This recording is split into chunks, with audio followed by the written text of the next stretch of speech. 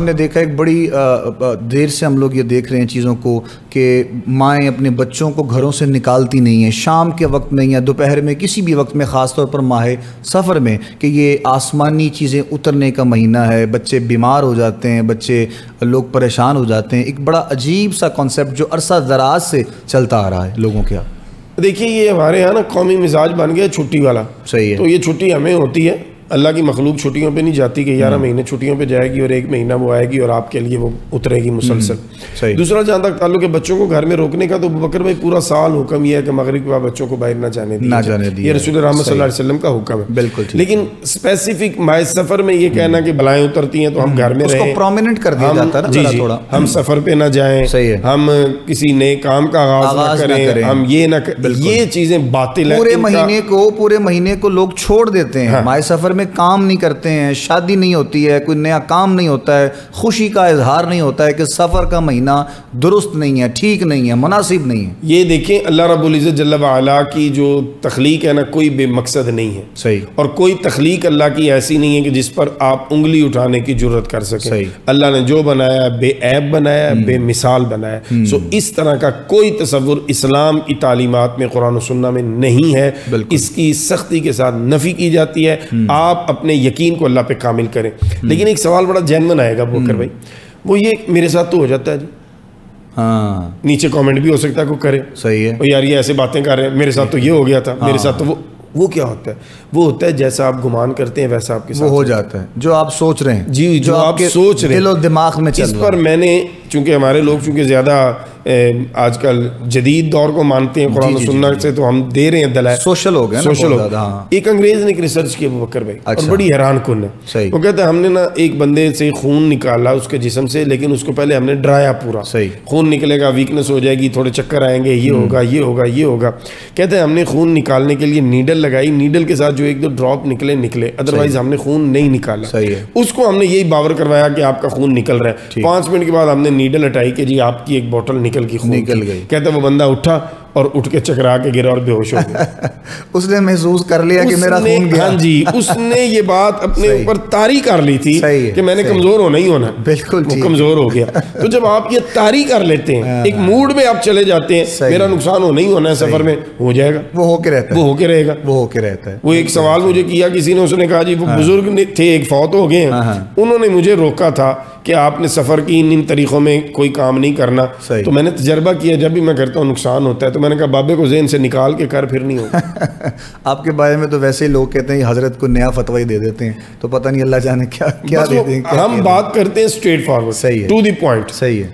یہ بابے جو ہیں ہم قائل ہیں اللہ کے ولیوں کی، ہم بالکل سر جھکے ہوئے ہیں، اللہ کے نیک بزرگ ہیں، لیکن اللہ کا نیک بندہ کبھی بھی آپ کو یہ نہیں کہے گا کہ یہ ڈیٹ کو یہ نہیں کرنا، وہ ڈیٹ کو وہ نہیں کرنا، بالکل منحوس ہے۔ ہاں یہ کہیں گے کہ بھائی یہ آپ کے لیے ہمیں جو نظر آ رہا ہے کہ یہ ایام آپ کے لیے ذرا بہتر نہیں ہے، آپ احتیاط کر لیں، یہ کہے گا۔ یہ نہیں کہے گا کہ ان ڈیٹوں میں منحوس ہیں، کبھی بھی تم نہ کچھ کرنا، بلکہ وہ رسول پاک کی صاحبزادی اور مولا کائنات آپ کے بھی نکاح کے حوالے سے ہمیں کوئی ایک ملتا ہے نا، اس حوالے سے ملتا ہے ایک قول ہمیں یہ ملتا ہے کہ اسی ماہ مبارک میں رسول رحمت صلی اللہ علیہ وسلم نے اپنے جگر کے ٹکڑے کا نکاح اپنے اللہ کے حکم سے کائنات کے بہترین فرد جناب حضرت مولا کائنات علی المرتضیٰ شیر خدا کرم اللہ تعالی وجہہ الکریم کے ساتھ فرمایا۔ اب آپ سوچیں، حکم اللہ کا ہے نکاح کرو بیٹی کا، اور حکم ہے رسول رحمت صلی اللہ علیہ وسلم کو، اور آپ اس حکم کو پورا کر رہے ہیں، اور مہینہ کون سا ہے؟ سفر۔ اللہ سارے سوالوں دے جواب نے، جو لینا چاہے کوئی نہ لینا چاہے تو پھر ٹھیک۔ اچھا، یہ سفر کی آخری بدھ کا جو کانسیپٹ ہے، یہ بھی تھوڑی سی وضاحت میں چاہتا ہوں۔ سفر کی آخری بدھ میں یہ مشہور کر دیا کہ ابوبکر بھائی کے شاید رسول اکرم صلی اللہ علیہ وسلم نے کچھ صحت یابی کے بعد غسل فرمایا تھا، صحیح ہے، اور اس کے چکر میں نا ہمارے لوگ بھی غسل بھی کر رہے ہیں، پارکوں میں بھی جا رہے ہیں، اور اچھے اچھے کھانے، خود سے خوشی کا اہتمام ہو رہا ہے۔ حالانکہ جو تاریخی فیکٹس ہیں وہ یہ ہیں کہ رسول رحمت صلی اللہ علیہ وسلم ان ایام میں سخت ترین علیل تھے۔ آپ کوئی صحت یابی نہیں، کوئی صحت یابی کا غسل مبارک نہیں، سخت علیل تھے۔ سو اس لیے اس کا کوئی تصور ایسا نہیں ہے، سو ہمیں اس میں بھی احتیاط کرنی چاہیے۔ اور جہاں تک تعلق ہے کہ اس مہینہ میں، تو دیکھیں یہ جو منحوس سمجھتا ہے نا اس مہینے کو، وہ زمانہ جاہلیت کی ریت ہے۔ اللہ اکبر۔ نان مسلمز کا یہ تصور تھا. مسلمانوں کے ہاں یہ سفر الخیر یا سفر المظفر ہے. ٹھیک ہے.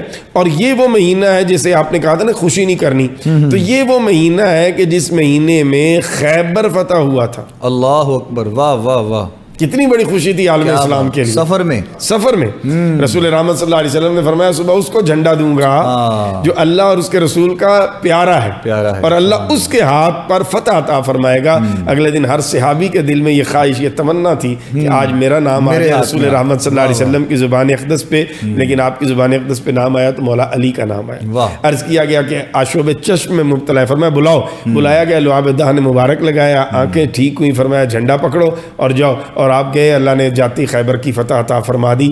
یہ مہینہ خیبر کی فتح کا مہینہ ہے. علی کی تلوار نے کافروں کو کاٹا تھا.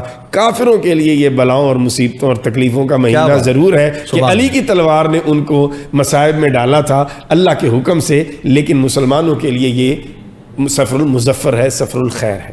علامہ صاحب, ماہ سفر کے حوالے سے جہاں پر بات کی جا رہی ہے, وہاں پر 20 سفر کو فقہ جعفریہ کے جو ہمارے لوگ ہیں وہ حضرت امام علی مقام امام حسین رضی اللہ تعالیٰ عنہ آپ کا چہلم کا دن مناتے ہیں. جی. خاص طور پر اس دن کو بڑی عقیدت سے منایا جاتا ہے, بڑے احترام سے منایا جاتا ہے.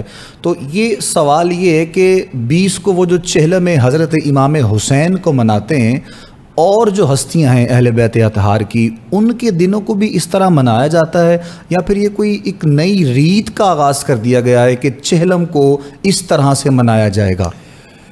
بہت اچھی بات ہے, یہ بڑا اہم سوال ہے, اس طرف کبھی توجہ نہیں کی لوگوں نے. جی. یہ آپ کے سوال میں ہی جواب ہے. ٹھیک. کہ باقی ائمہ اہل بیت بھی تو ہیں نا. مولا حسن جو ہیں, آپ کی بھی شہادت ہے, پھر آپ کے بعد حضرت نیچے چلے جائیں تو یا پھر جو شہدائے کربلا ہیں انہی میں سے کوئی ایک ہستی, یا سید الشہداء امیر حمزہ رضی اللہ تعالیٰ, شہدائے بدر, شہدائے احد, کسی کا چہلم نہیں ہے سوائے حضرت سیدنا امام حسین رضی اللہ تعالیٰ. ذکر امام حسین میں پہلے واضح کرنا چاہتا ہوں, ہم اپنے ایمان کی معراج سمجھتے ہیں. بے شک بے شک. ذکر مولا حسین کا جو مخالف ہے ہم اسے بدترین شخص سمجھتے ہیں. انکار اس چیز سے نہیں ہے, انکار اس چیز سے نہیں. ہم سوال یہ کر رہے ہیں اور اس کھوج میں ہیں کہ یہ چہلم کہاں سے اور کب سے ہے. بالکل. تو جب ہم اس کو تاریخ میں دیکھنے کی کوشش کرتے ہیں تو ہمیں اوائل دور میں, کیا ماضی قریب سے تھوڑا سا پیچھے چلے جائیں تو یہ ہمیں نہیں ملتا.